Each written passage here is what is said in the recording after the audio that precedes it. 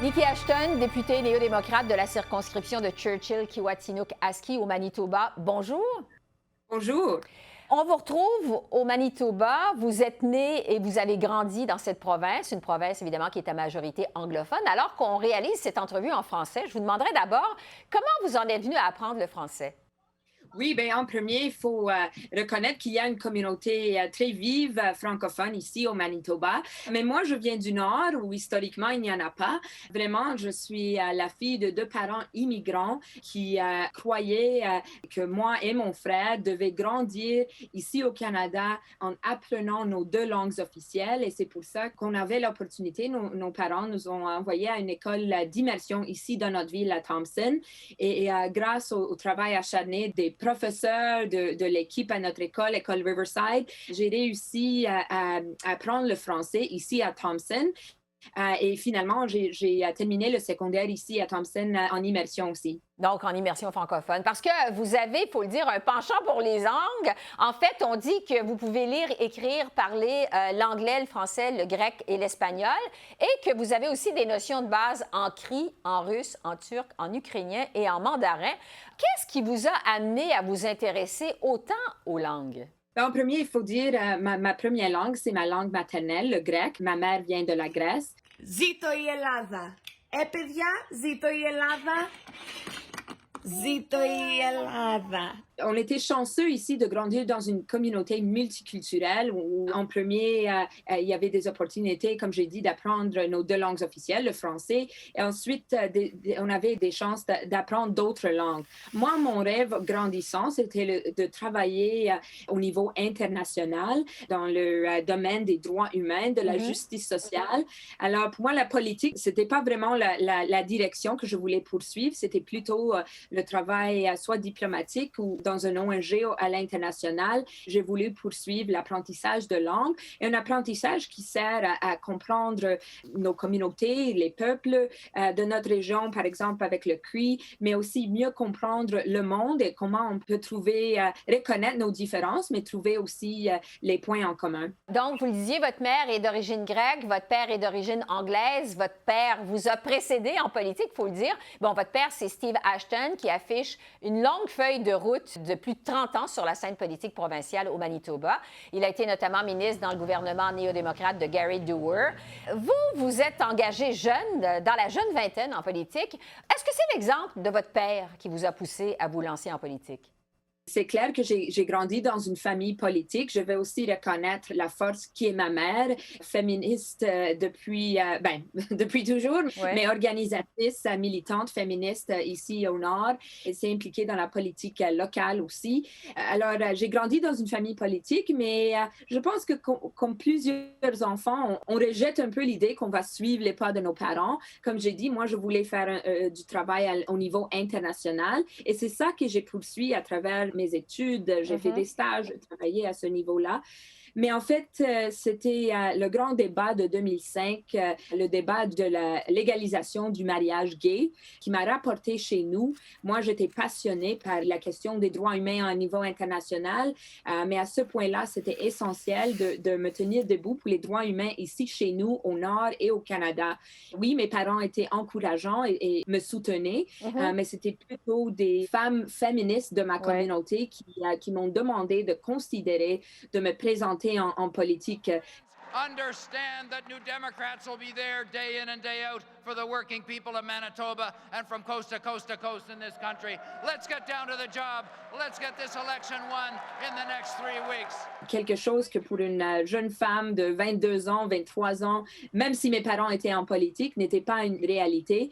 Mais c'est grâce à elle et à ma communauté qu'on a décidé d'aller en avant. Vous venez, visiblement d'une famille de militants. Il y a quand même une différence avec votre père, qui lui a été député ministre sur la scène provinciale au Manitoba, mais vous, c'est sur la scène fédérale que vous avez fait le saut, donc très jeune, 22, 23 ans. Now, you are pretty darn young to be a member of Parliament, and congratulations on that aspect, by the way. It's a big achievement. Thank you. Pourquoi la scène fédérale et non pas la scène provinciale pour vous?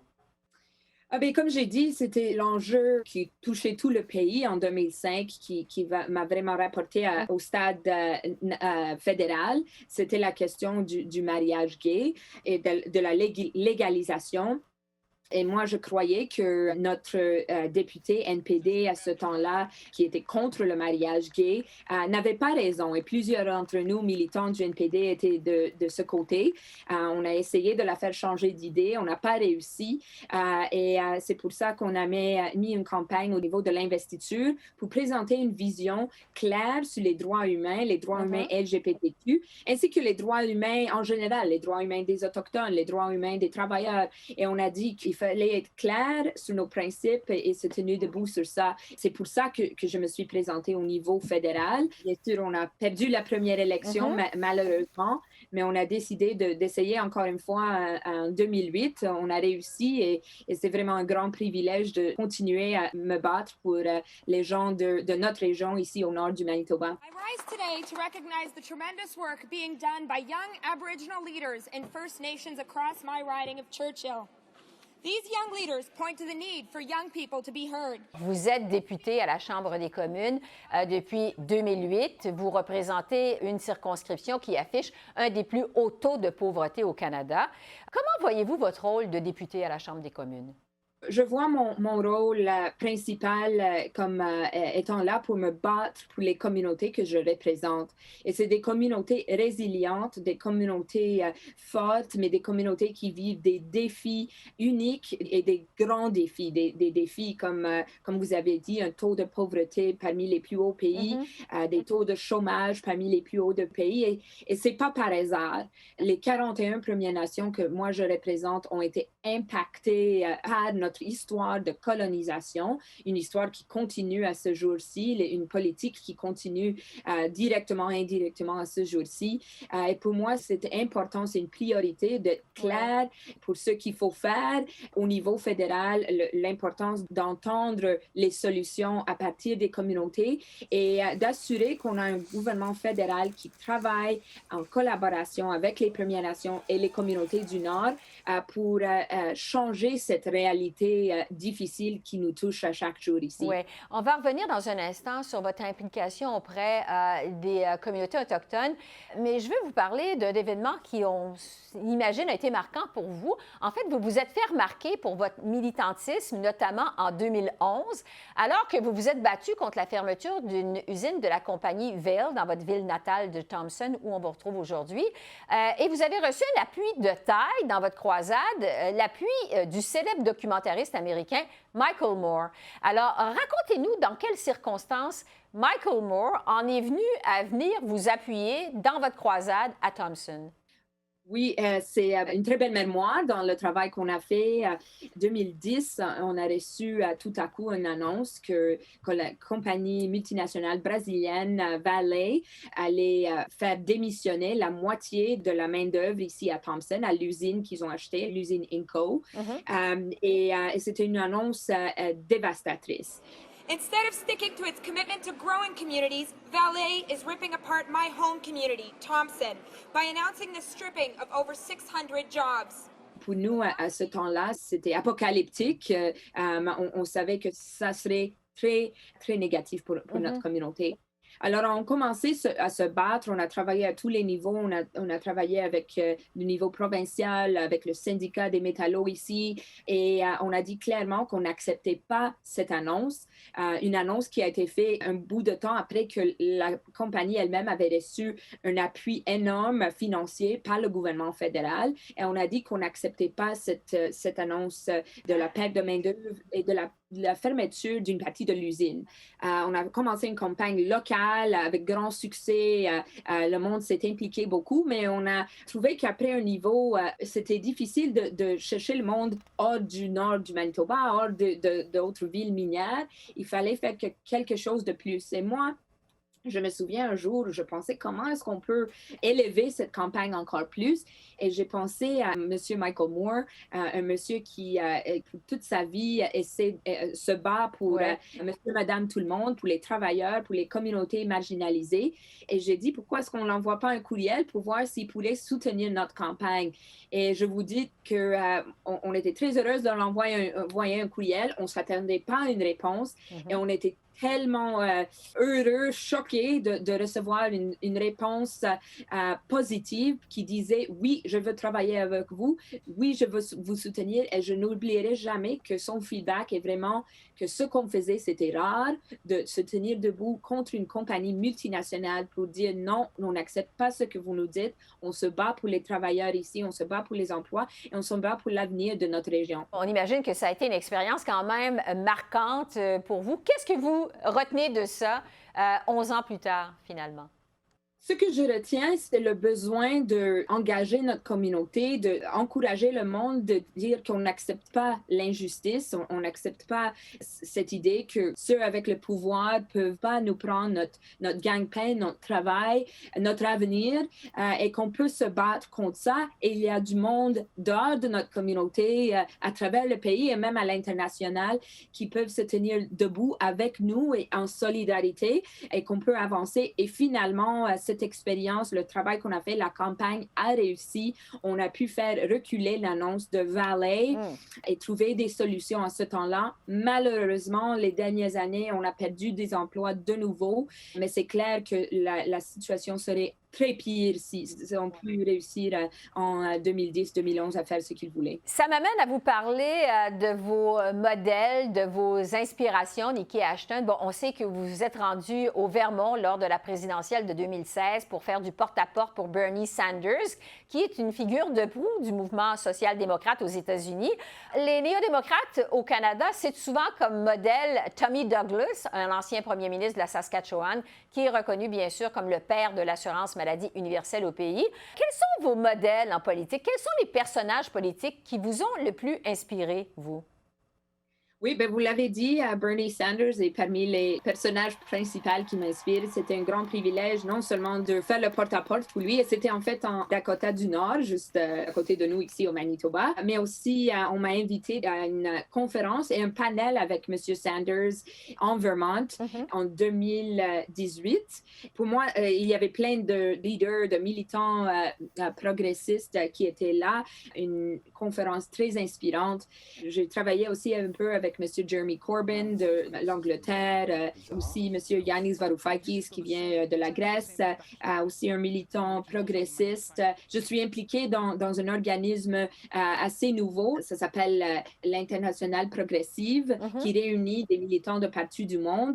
Et je dirais alors au niveau international, oui, il y a du monde qui m'inspire, avec lequel j'ai la chance de travailler, mais le jour à jour, c'est inspiré par le travail que font des leaders, des militants, des femmes ici au Nord qui se tiennent debout à l'injustice, qui disent non, on se bat pour un avenir meilleur pour nos communautés, des femmes autochtones, des femmes métisses, des femmes immigrantes avec lesquelles j'ai la chance de travailler au quotidien pour dire qu'est-ce qu'on peut faire pour se battre pour notre communauté. Alors pour moi, c'est une question de vraiment considérer et savoir que tout ça commence sur le terrain ici chez nous, et c'est bien de prendre d'idées d'ailleurs, mais c'est le ici qui nous guide. Revenons justement sur cette cause qui vous tient à cœur, plus particulièrement le sort des Premières Nations.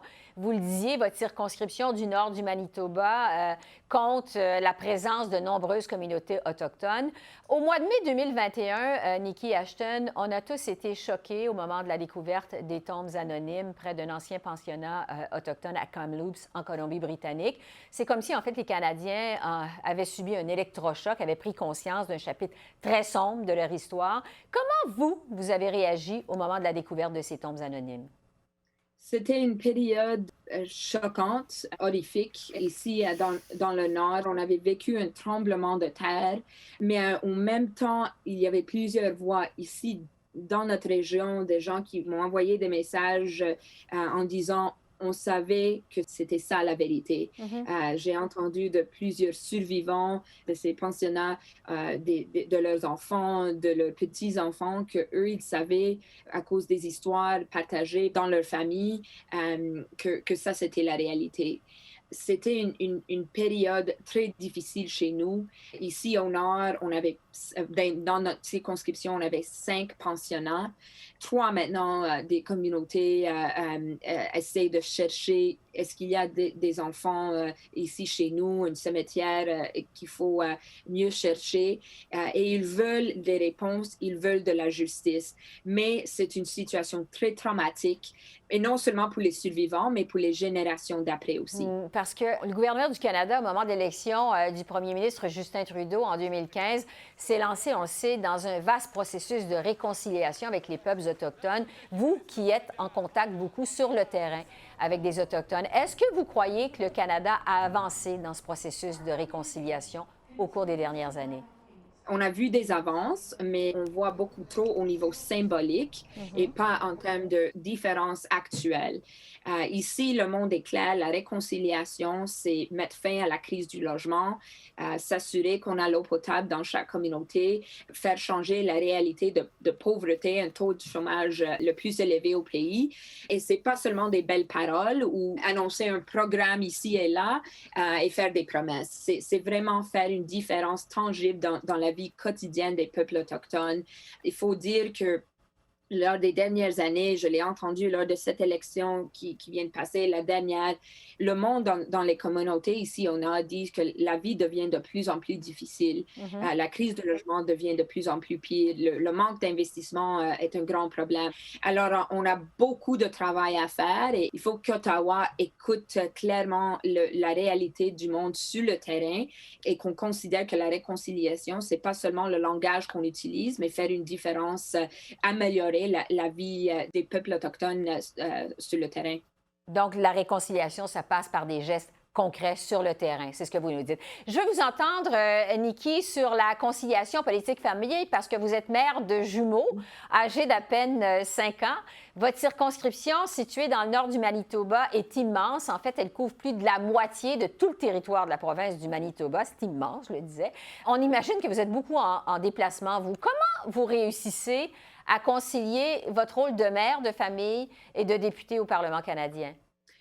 Bien, en premier, il faut dire, je vous rejoins au virtuel à cause du fait que malheureusement à Ottawa, la question de garderie est une question qu'on n'a pas trouvé une solution, particulièrement pour les députés.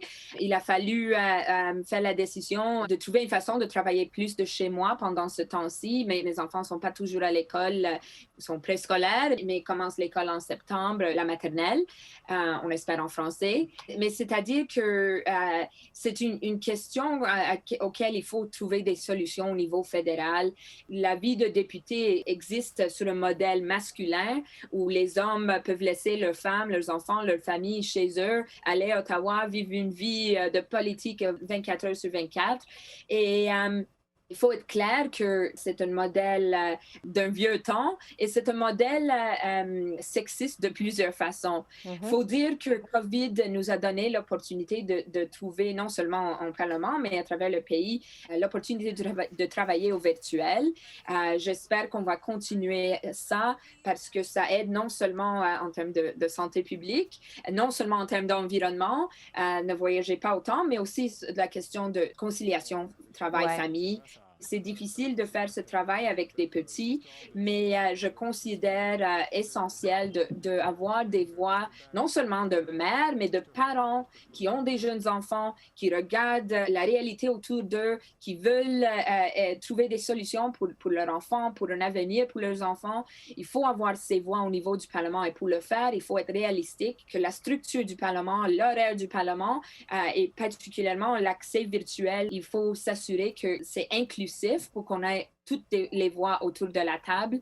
Et c'est ça. Mais il faut aussi régler la question des garderies au Parlement et à travers le pays aussi. Oui, c'est ça. Donc, ça fait partie des solutions qui doivent être amenées sur la table et mises en application. Bon, puisqu'on parle de la famille Nikki Ashton, au mois de janvier 2021, en pleine troisième vague de la pandémie, vous avez pris la décision de vous rendre en Grèce, visiter votre grand-mère qui était malade.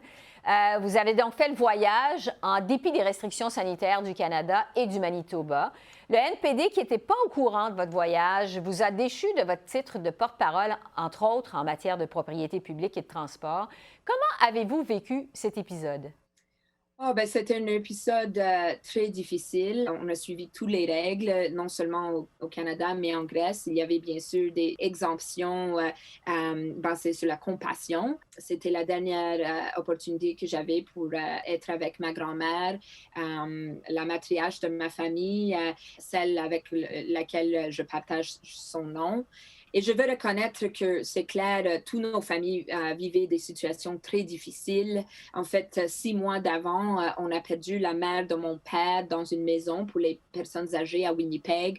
On ne pouvait pas être proche d'elle. C'est ça qu'on a entendu, que ma grand-mère était très malade et proche de la fin. On a pris la décision très difficile d'être avec elle pour la dernière fois. Ouais. Et il faut dire que dans ma culture, c'est important d'être avec nos aînés quand on peut. Elle était chez elle. On n'avait pas les mêmes barrières que les maisons de personnes âgées.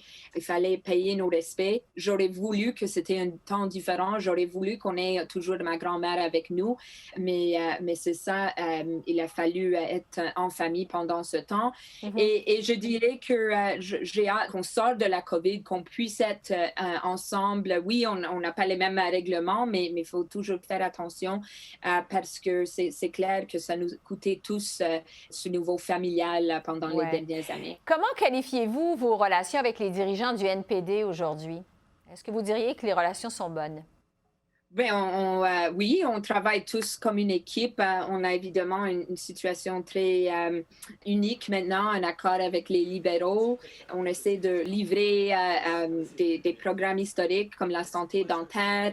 Il y a beaucoup de travail à faire. Moi, c'est un grand privilège d'être la porte-parole sur les langues officielles et faire le travail qu'on fait maintenant sur la loi modernisée sur les langues officielles, le projet C13. Et on a beaucoup de travail à faire ici au comté à partir de cet accord qu'on a avec les libéraux et au niveau national. Et on essaie de notre mieux et on travaille en équipe pour essayer de faire une différence historique, je dirais, pour les Canadiens. En fait, je vous pose cette question-là, Nikki, parce que vous vous êtes portée 2 fois candidate au leadership du NPD, une première fois en 2011. Je m'appelle Nikki Ashton and I am running to bring new politics to Canada. Puis une deuxième fois en 2017, course qu'avait remporté le chef actuel, Jack Meeting. Vous étiez arrivé 3e. Qu'est-ce qui vous avait motivé à vous lancer 2 fois dans la course à la direction du NPD?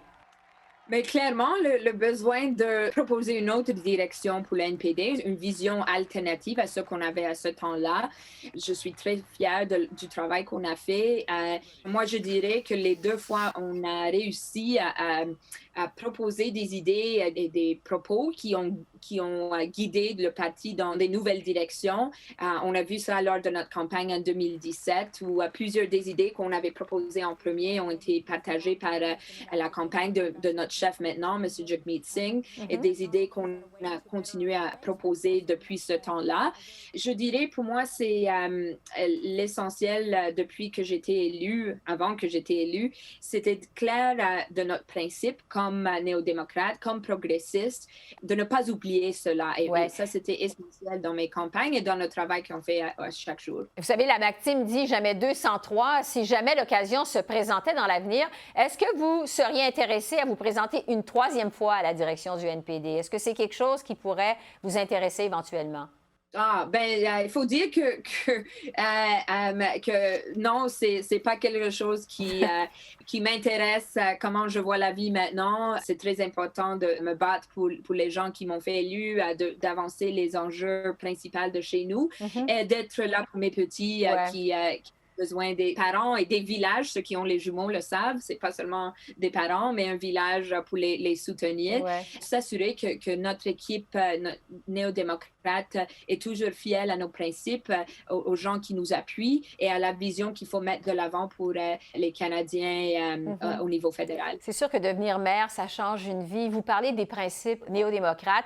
Un des chefs marquants pour le NPD, ça a été Jack Layton, que plusieurs surnommaient le bon Jack, et qui avait été à l'origine de la vague orange au Québec en 2011, avait fait élire à la Chambre des communes 59 députés du NPD sur un total de 75 à l'époque au Québec. C'était du jamais vu. Bon, on sait que Jack Layton est décédé la même année. Quel héritage Jack Layton a laissé sur l'actuel Parti néo-démocrate au Parlement canadien? Il a laissé un héritage immense. Moi, j'avais le privilège de travailler avec lui quand j'étais élue en 2008. Et vraiment, j'ai tant de mémoire de non seulement comment il était avec nous, une personne avec compassion, qui soutenait ses collègues et le monde entier, mais une personne qui était passionnée dans ce qu'il croyait, dans ce que nous croyons. Il a laissé un héritage qui inclut croire dans la prochaine génération, dans les jeunes. On n'était pas les leaders du demain, mais les leaders d'aujourd'hui, qu'on a quelque chose à contribuer, qu'il faut nous entendre. Il a laissé un héritage, je pense, de s'assurer que l'appui qu'on essaie de trouver au niveau du NPD soit à travers le pays. Il croyait beaucoup dans le besoin d'avoir de l'appui au Québec, une province qui a une histoire très progressiste, un mouvement très progressiste. Pour lui, c'était essentiel de chercher l'appui là-bas, d'être un allié dans les luttes des progressistes du Québec. Je pense que ça, c'est quelque chose qui nous guide toujours. Il faut toujours se souvenir de cela. Et c'était quelqu'un qui croyait qu'on se bat toujours pour les grands défis de demain. Il parlait du changement climatique avant très peu de monde au niveau fédéral en parlait. Il parlait de la réconciliation avec les peuples autochtones quand très peu en parlaient.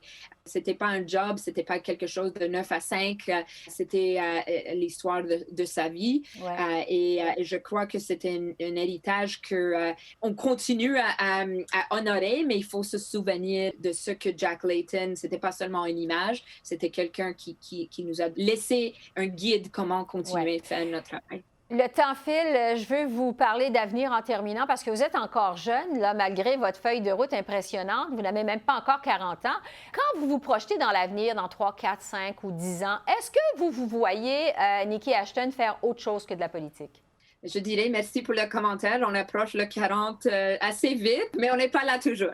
C'est une bonne question. Je ne sais pas concrètement. Bien sûr, la politique, c'est pas quelque chose de garanti.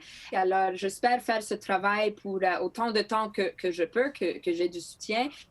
Si la porte de la politique ferme, j'aimerais continuer à faire un travail qui a comme focus le désir d'améliorer la réalité des communautés chez nous, des communautés à travers le Canada et autour du monde. Et entre-temps, c'est votre rôle de mère de famille qui vous attend parce qu'on entend vos enfants, vos jumeaux qui vous appellent. Alors, on va vous laisser aller. Niki Ashton, députée néo-démocrate du nord du Manitoba, merci beaucoup. Merci, on va continuer de vous suivre. Merci à vous. Au revoir. Au revoir.